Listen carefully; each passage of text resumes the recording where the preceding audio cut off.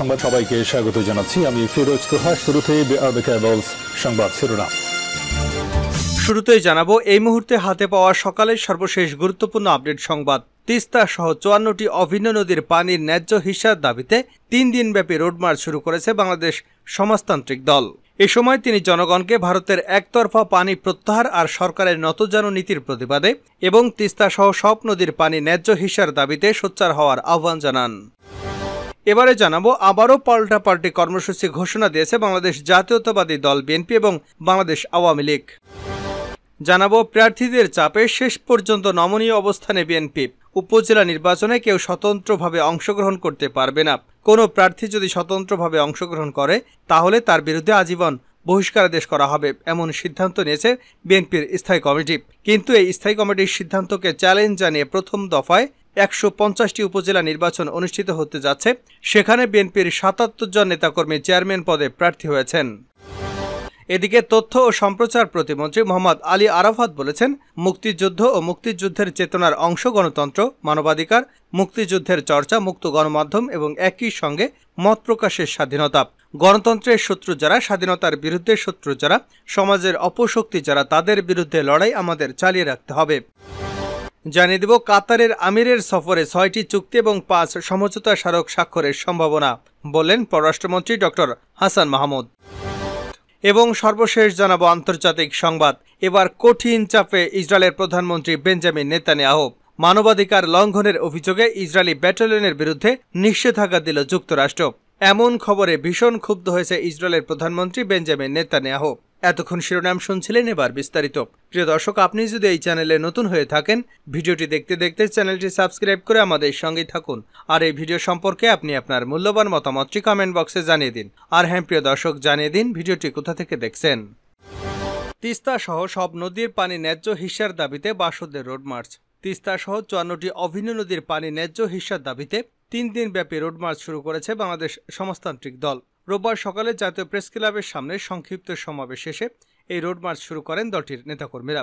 Teesta barrage অভিমুখে রোডমার্চের উদ্বোধন করেন বাসদ কেন্দ্রীয় কমিটির সাধারণ সম্পাদক ও বাম গণতান্ত্রিক জোটের অন্যতম কেন্দ্রীয় নেতা কমরেড বজলুর রশিদ ফিরোজ। এ সময় সমাবেশে সংহতি জানিয়ে আরও বক্তব্য রাখেন নদী ও পানি গবেষক শেখ রোকন, বাসদ কেন্দ্রীয় কমিটির সম্পাদক মণ্ডলীয় সদস্য কমরেড নিখিল দাস সহ আরও অনেকে। রোডমার্চের উদ্বোধন করে বজলুর রশিদ ফিরোজ বলেন, নদীমাতৃক বাংলাদেশ আজ মরুকরণের হুমকির মুখে। উজানে একতরফা পানি সরিয়ে নেওয়ায় ভারতীয় আগ্রাসী তৎপরতা, দেশের ভেতরে সরকারের নতজানু নীতি এবং দখল দূষণের ফলে একসময় ১২০০ নদী এখন ২৩০-এ নেমে এসেছে। এই নদীর চেহারা খালে পরিণত হয়েছে।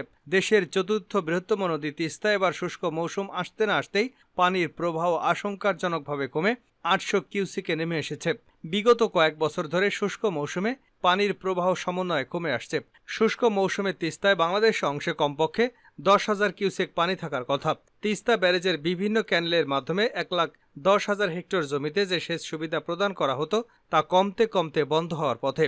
ভূগর্ভস্থ পানির স্তর নেমে যাওয়ার কারণে বিকল্প সেচ ব্যবস্থাও বিপর্যস্ত হয়ে আর্সেনিকের মাত্রা বেড়ে যাচ্ছে। তিনি আরও বলেন, শুধু তিস্তা নয়, ভারত থেকে বাংলাদেশে আসা ৫৪টি নদীর ৫১টিতে ভারত একতরফা বাদ দিয়ে সব প্রকার আন্তর্জাতিক নিয়মনীতি লঙ্ঘন করে পানির প্রত্যাহার করেছে। ফারাক্কা বাঁধের ভয়াবহ প্রতিক্রিয়ার কথা সবারই জানা আছে। সুরমা কুশিয়ারা তথা মেঘনা নদীর উজানে বারাক নদীর টিপাইমুখ বাদ দিয়ে ভারত জলবিদ্যুৎ প্রকল্পের নামে কার্যত সুরমা কুশিয়ারা তথা মেঘনা নদীকে হত্যার পরিকল্পনা করেছে। ব্রহ্মপুত্রের পানির প্রত্যাহার করে নেওয়ার জন্য আন্তঃনদী সংযোগ প্রকল্পের খড়গ মাথায় ঝুলছে। ভারতের এই উদ্যোগগুলো বাস্তবায়িত হলে নদীমাতৃকার সুজলা সুফলা শস্য শ্যামলা বাংলাদেশ অনিবার্যভাবে মরুভূমির দেশে পরিণত হবে। তিনি বলেন, ভারতের শাসক গোষ্ঠী তাদের হীন স্বার্থে নানা কূটকৌশলের আশ্রয় নিয়ে কখনো পানির সমস্যাকে রাজনৈতিক হাতিয়ার হিসেবে কাজে লাগিয়েছে, কখনো সুসম্পর্ক প্রতিষ্ঠার নামে পানি ন্যায্য হিস্যা থেকে বঞ্চিত করে চলেছে। একইভাবে বাংলাদেশের বর্তমান সরকার সহ অতীতের সব সরকার নির্লজ্জভাবে দেশের স্বার্থ জলাঞ্জলি দিয়ে ভারতের প্রতি নতজানু থেকে কার্যত ভারতের পানি আগ্রাসনকে সমর্থন জুগিয়েছে। শাসক শ্রেণীর একাংশ ভারতকে বন্ধু রাষ্ট্র এবং আরেকাংশ হিন্দু রাষ্ট্র বলে ভোটের রাজনীতিতে ফয়দা লুটতে চায়। ভারত একের পর এক নদীর পানি প্রত্যাহার করলেও বাংলাদেশ সরকার কোনো কার্যকর প্রতিবাদ করছে না। পানি ন্যায্য হিস্যার জন্য আন্তর্জাতিকভাবেও সমাধানের কোনো পদক্ষেপ নিচ্ছে না। এ সময় তিনি জনগণকে ভারতের একতরফা পানি প্রত্যাহার আর সরকারের নতজানু নীতির প্রতিবাদে এবং তিস্তা সহ সব নদীর পানি ন্যায্য হিস্যার দাবিতে সোচ্চার হওয়ার আহ্বান জানান। আবারও আওয়ামী লীগ বিএনপি পাল্টাপাল্টি কর্মসূচি। ফের পাল্টাপাল্টি কর্মসূচির ঘোষণা দিয়েছে বাংলাদেশ জাতীয়তাবাদী দল বিএনপি এবং বাংলাদেশ আওয়ামী লীগ। রোববার ঢাকা মহানগর দক্ষিণ আওয়ামী লীগের দপ্তর সম্পাদক মোহাম্মদ রিয়াজউদ্দিন রিয়াজের স্বাক্ষরিত এক প্রেস বিজ্ঞপ্তিতে বলা হয়, আগামী 26 এপ্রিল 23 বঙ্গবন্ধু অ্যাভিনিউ গুলিস্তান বাংলাদেশ আওয়ামী লীগের কেন্দ্রীয় কার্যালয়ের সামনে শান্তি ও উন্নয়ন সমাবেশ করবে আওয়ামী লীগ। বিজ্ঞপ্তিতে বলা হয়, সমাবেশে প্রধান অতিথি হিসেবে থাকবেন আওয়ামী লীগের সাধারণ সম্পাদক, সড়ক পরিবহন ও সেতুমন্ত্রী ওবায়দুল কাদের। বীর মুক্তিযোদ্ধা আবু আহমেদ মান্নাফির সভাপতিত্বে সমাবেশ সঞ্চালনা করবেন ঢাকা মহানগর দক্ষিণ আওয়ামী লীগের সাধারণ সম্পাদক মোহাম্মদ হুমায়ুন কবির। এদিকে আগামী শুক্রবার নয়াপল্টনে দলের কেন্দ্রীয় কার্যালয়ের সামনে সমাবেশের ঘোষণা দিয়েছে বাংলাদেশ জাতীয়তাবাদী দল বিএনপি। সমাবেশ করতে গত শনিবার ডিএমপি কমিশনারকে অবহিত করে চিঠি দিয়েছে দলটি। বিএনপি সূত্র জানায়, বিএনপি ঢাকা মহানগর দক্ষিণ বেগম জিয়ার মুক্তির দাবি ও দলীয় নেতাকর্মীদের গ্রেপ্তার এবং সাজার প্রতিবাদে সমাবেশ করবে। এতে প্রধান অতিথি হিসেবে দলের মহাসচিব মির্জা ফখরুল ইসলাম আলমগীরের উপস্থিত থাকার কথা রয়েছে। গত 25 মার্চ রাজধানীতে মুক্তিযোদ্ধা সমাবেশ করে বিএনপি। তবে দলীয় কর্মসূচি হিসেবে নির্বাচনের আগে গত বছরের 28 অক্টোবর সর্বশেষ রাজধানীতে সমাবেশ করেছিল বিএনপি। সমাবেশকে কেন্দ্র করে রাজধানী জুড়ে চলে জ্বালাও পোড়াও এবং সংঘর্ষ। এতে পুলিশ সদস্য সহ বেশ কয়েকজন প্রাণ হারান। এর পরদিন উত্তরায় বাসায় গ্রেপ্তার হন মির্জা ফখরুল। এরপর থেকে টানা কয়েক মাস কারাবন্দী ছিলেন। 7 জানুয়ারি নির্বাচনের সময় জেলেই ছিলেন তিনি। গত 15 ফেব্রুয়ারি কারাগার থেকে জামিনে মুক্তি পান মির্জা ফখরুল ইসলাম আলমগীর। প্রার্থীদের চাপে শেষ পর্যন্ত নমনীয় অবস্থানে বিএনপি। উপজেলা নির্বাচনে কেউ স্বতন্ত্রভাবে অংশগ্রহণ করতে পারবে না। কোনো প্রার্থী যদি স্বতন্ত্রভাবে অংশগ্রহণ করে তাহলে তার বিরুদ্ধে আজীবন বহিষ্কারাদেশ আরোপ করা হবে, এমন সিদ্ধান্ত নিয়েছে বিএনপির স্থায়ী কমিটি। কিন্তু এই স্থায়ী কমিটির সিদ্ধান্তকে চ্যালেঞ্জ জানিয়ে প্রথম দফায় 8 মে যে 150টি উপজেলা নির্বাচন অনুষ্ঠিত হতে যাচ্ছে, বিএনপির 77 জন নেতাকর্মী চেয়ারম্যান পদে প্রার্থী হয়েছেন। বিএনপির অনেক নেতা বলেছেন, বিএনপির স্থায়ী কমিটির সিদ্ধান্তের আগেই তারা মনোনয়নপত্র জমা দিয়েছিল। যেহেতু স্থায়ী কমিটির সিদ্ধান্ত নেওয়া হয়েছে মনোনয়নপত্র জমা দেওয়ার পর, সে কারণে তারা প্রার্থিতা জমা দিয়েছে। তবে দায়িত্বশীল একাধিক সূত্র বলছে যে যারা প্রার্থী হয়েছেন তারা ইতিমধ্যেই বিএনপির হাইকমান্ডের সাথে যোগাযোগ করেছেন এবং তাদেরকে সাফ জানিয়ে দিয়েছেন যে দল যদি তাদেরকে বহিষ্কারও করে কোনো সমস্যা নেই, তারা প্রার্থী থাকবেন এবং যদি নির্বাচন না করেন তাহলে তারা অস্তিত্বের সংকটে পড়বেন। এরকম হুমকির মুখে বিএনপি এখন অনেকটাই নমনীয় হচ্ছে বলে একাধিক দায়িত্বশীল সূত্র নিশ্চিত করেছে। আগামীকাল প্রথম দফায় যে উপজেলাগুলোতে নির্বাচন অনুষ্ঠিত হবে সেখানে মনোনয়নপত্র প্রত্যাহারের শেষ দিন। এই মনোনয়নপত্র প্রত্যাহারের শেষ দিনের আগে আজ রাতে বিএনপির স্থায়ী কমিটিতে বিষয়টি নিয়ে চূড়ান্ত আলোচনা হবার কথা। কেউ কেউ বলছেন যে বিএনপি এখন অনেকটা নমনীয় অবস্থানে যেতে পারে।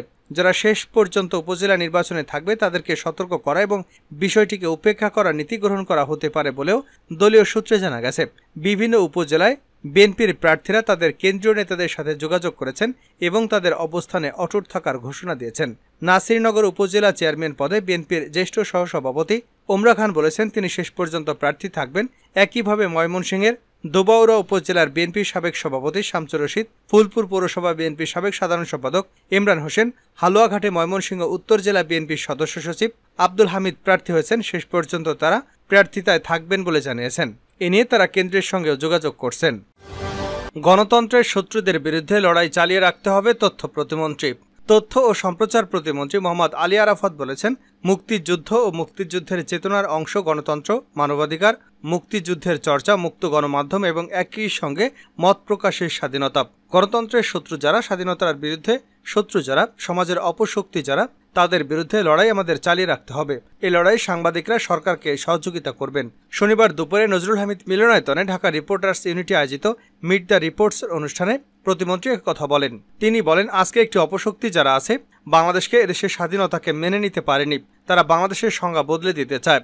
আমরা 71-এ মুক্তিযুদ্ধের মাধ্যমে যে সংজ্ঞা তৈরি করেছিলাম, 30 লক্ষ শহীদের ত্যাগ, জীবনানন্দের লাখো লাখো নারীর সংগ্রাম ও ত্যাগের বিনিময়ে দেশ স্বাধীন করে আমরা যে সংজ্ঞা তৈরি করেছিলাম, একটি অসাম্প্রদায়িক গণতান্ত্রিক মূল্যবোধের একটি দেশ এবং সমাজ, তার বিপরীতে তারা একটি অন্ধকার সমাজ তৈরি করতে চায়, একটি জঙ্গিবাদ মৌলবাদের সমাজ তৈরি করতে চায়। এই অন্ধকারের অপশক্তির সাথে আমাদের নিরন্তর লড়াই। সর্বশেষ জানাবো আন্তর্জাতিক সংবাদ। মানবাধিকার লঙ্ঘনের অভিযোগে ইসরায়েলি ব্যাটালিয়নের বিরুদ্ধে নিষেধাজ্ঞা যুক্তরাষ্ট্রের ক্ষুব্ধ নেতানিয়াহু। ফিলিস্তিনের পশ্চিম তীরে ভয়াবহ মানবাধিকার লঙ্ঘনের অভিযোগে ইসরায়েল ডিফেন্স ফোর্সের আইডিএফ নেটজাই ইহুদা ব্যাটালিয়নের বিরুদ্ধে নিষেধাজ্ঞা দিয়েছে যুক্তরাষ্ট্র। এমন খবরে ভীষণ ক্ষুব্ধ ইসরায়েলের প্রধানমন্ত্রী বেঞ্জামিন নেতানিয়াহু। এই ব্যাটালিয়নকে অভিজাত হিসেবে অভিহিত করে আইডিএফ, কিন্তু বাইডেন প্রশাসন এই ইউনিটকে কালো তালিকাভুক্ত করেছে। এতে ক্ষুব্ধ হয়েছে ইসরায়েলের প্রধানমন্ত্রী বেঞ্জামিন নেতানিয়াহু মন্ত্রীরা। তারা কড়া প্রতিক্রিয়া দিয়েছেন, বলেছেন যুক্তরাষ্ট্রের এমন উদ্যোগের কাছে মাথা নত না করতে বিশ্বের প্রায় সব মিডিয়ায় এ খবর প্রকাশিত হয়েছে। শনিবার রাতে একটি বিবৃতি দিয়েছেন নেতানিয়াহু। তিনি বলেছেন, আইডিএফ এর বিরুদ্ধে নিষেধাজ্ঞা দেওয়া উচিত নয়। আমাদের সেনারা সন্ত্রাসী দানবের বিরুদ্ধে লড়াই করছে। আইডিএফ এর একটি ইউনিটের বিরুদ্ধে নিষেধাজ্ঞা আরোপ করা উদ্ভট এবং নিম্নমানের নৈতিকতা। আমাদের নেতৃত্বে ইসরায়েল সরকার এসব উদ্যোগের বিরুদ্ধে সব রকম ব্যবস্থা নেবে। একইভাবে খেপেছে ইসরায়েলের উগ্রপন্থী মন্ত্রী ইতামার বেন গাভির এবং বেজালেল স্মোট্রিচ। তারাও যুক্তরাষ্ট্র সরকারের এই উদ্যোগের কড়া সমালোচনা জানিয়েছে। বেন গাভির বলেছে, আমাদের সেনাদের বিরুদ্ধে নিষেধাজ্ঞা আরোপ করা হলো একটি রেড লাইন। তিনি মার্কিন সরকারের এই উদ্যোগকে চরম গুরুতর বলে অভিহিত করেছেন। বেন গাভির বলেন, নেটজাই ইহুদার সব সদস্যকে সুরক্ষিত রাখতে হবে।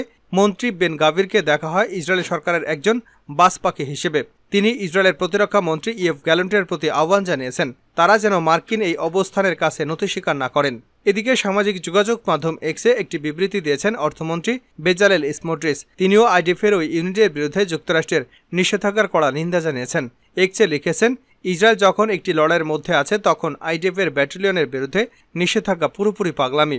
এর মধ্য দিয়ে ফিলিস্তিনি রাষ্ট্র প্রতিষ্ঠায় ইসরায়েলকে রাজি করাতে জোর প্রয়োগের একটি পরিকল্পনা করা হয়েছে।